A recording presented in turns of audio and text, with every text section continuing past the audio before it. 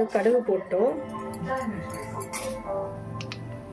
1 spoon வெந்தயம், 1 spoon ஜீரகம்,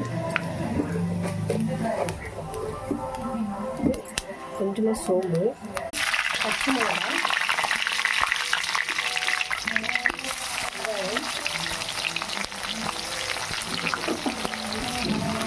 வதங்கட்டும். வெங்காயம் வதங்கிச்சு. இப்போ வந்து தக்காளி,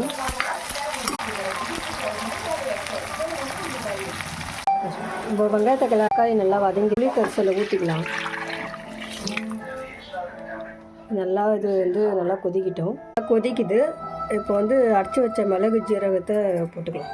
உப்பு எவ்வளோ இருக்குன்னு பார்த்துட்டு போட்டுக்கலாம். குழம்பு கொதிக்குது, மீனை போட்டுக்கலாம். அவ்வளோதான், கொத்தமல்லி தூவி இறக்கிடலாம். கார மீன் பொடி குழம்பு ரெடி ஆகிடுச்சு.